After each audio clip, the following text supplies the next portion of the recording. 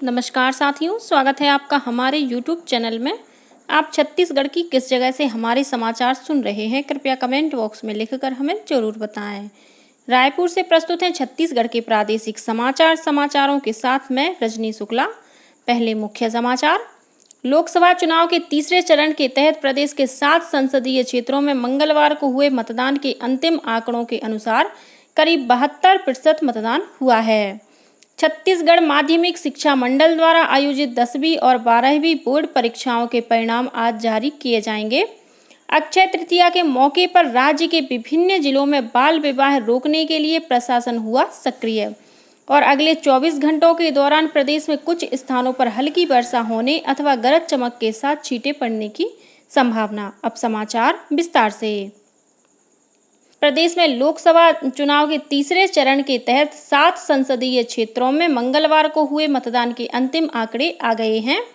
निर्वाचन आयोग द्वारा जारी आंकड़ों के अनुसार इन सभी लोकसभा क्षेत्रों में करीब 72% मतदान हुआ है। सबसे अधिक सरगुजा लोकसभा क्षेत्र में लगभग 80% मतदान दर्ज किया गया है। वहीं सबसे कम बिलासपुर लोकसभा क्षेत्र में लगभग 65% मतदान हुआ। इसी तरह रायगढ़ लोकसभा क्षेत्र में लगभग 79, जांजगीर चांपा में लगभग 68, कोरबा में लगभग 76, दुर्ग में लगभग 74 और रायपुर लोकसभा क्षेत्र में करीब 67% मतदान दर्ज किया गया है। यदि विधानसभावार आंकड़ों की बात करें तो रायगढ़ लोकसभा क्षेत्र के धर्मजयगढ़ विधानसभा क्षेत्र में सर्वाधिक 84.61% मतदान हुआ है। वहीं रायपुर लोकसभा क्षेत्र के अंतर्गत रायपुर पश्चिम विधानसभा क्षेत्र में सबसे कम 56.65% मतदान दर्ज किया गया। वर्ष 2019 में हुए पिछले लोकसभा चुनाव में इन 7 लोकसभा क्षेत्रों में 71.14% मतदान हुआ है। इस तरह पिछले चुनाव की तुलना में इस बार इन संसदीय क्षेत्रों में मतदान का प्रतिशत करीब 1% बढ़ा है। गौरतलब है कि राज्य की 11 लोकसभा सीटों में से 19 अप्रैल को पहले चरण में बस्तर में तो वहीं 26 अप्रैल को हुए दूसरे चरण में 3 लोकसभा सीटों राजनांदगांव, कांकेर और महासमुंद में मतदान हुआ है। मतगणना 4 जून को होगी और इसी दिन चुनावी नतीजे सामने आ जाएंगे।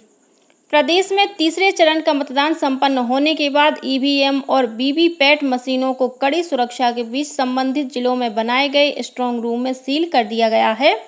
वहीं स्ट्रांग रूम के बाहर सुरक्षा के पुख्ता इंतजाम किए गए हैं। साथ ही सीसीटीवी कैमरों के जरिए हर गतिविधि पर नजर रखी जा रही है।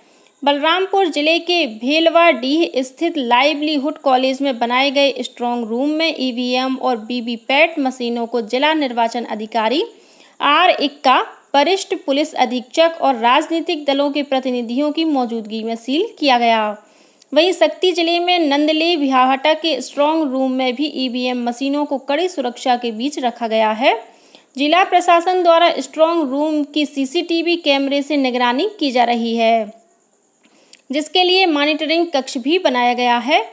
इसी तरह रायगढ़ जिले में स्थित केआईटी कॉलेज में बनाए गए स्ट्रांग रूम में ईवीएम मशीनों को जिला निर्वाचन अधिकारी और प्रेक्षकों ने सील बंद कर दिया। इस दौरान प्रत्याशियों के प्रतिनिधि भी मौजूद थे।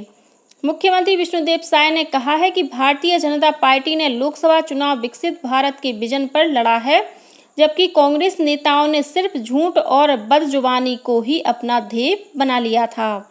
श्री साय ने अपने सोशल मीडिया हैंडल एक्स पर कहा कि कांग्रेस ने संविधान और आरक्षण पर लगातार भ्रम फैलाने की कोशिश की, वहीं लगातार फर्जी वीडियो भी वायरल किए। उन्होंने कहा कि प्रदेश की जनता ने लोकसभा चुनाव में मतदान कर भाजपा पर अपना भरोसा जताया है।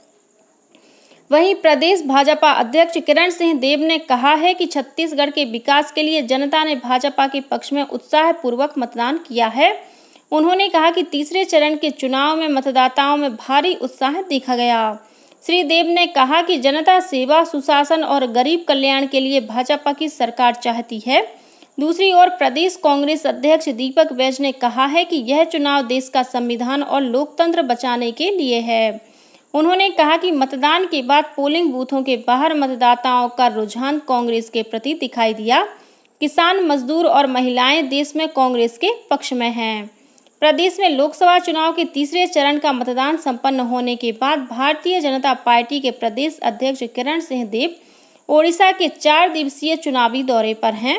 वे 11 मई तक कोरापुट, रायगढ़, गुनपुर, जयपुर और कोटपाड़ में आयोजित बैठकों और स्थानीय कार्यक्रमों में शामिल होंगे। कथित शराब घोटाला मामले में पुलिस रिमांड पर चल रहे शराब कारोबारी त्रिलोक सिंह ढिल्लन उर्फ पप्पू ढिल्लन के घर पर आर्थिक अपराध अन्वेषण ब्यूरो (EOW) ने छापा मारा। कल सुबह EOW के अधिकारी त्रिलोक सिंह ढिल्लन को पुलिस कस्टडी में लेकर भिलाई के नेहरू नगर स्थित उनके घर पहुंचे।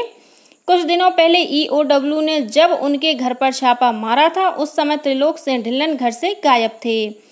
तब छापे की कार्रवाई के दौरान अलमारियों को सील कर दिया गया था। कल त्रिलोक सिंह के सामने इन सीलबंद अलमारियों को खोला गया। इस बीच उनके घर के बाहर सुरक्षा बढ़ा दी गई है। वहीं EOW की टीम ने शराब कारोबारी विजय भाटिया के बंगले पर भी दबिश दी है। छत्तीसगढ़ माध्यमिक शिक्षा मंडल द्वारा आयोजित 10वीं और 12वीं बोर्ड परीक्षाओं के परिणाम आज जारी किए जाएंगे।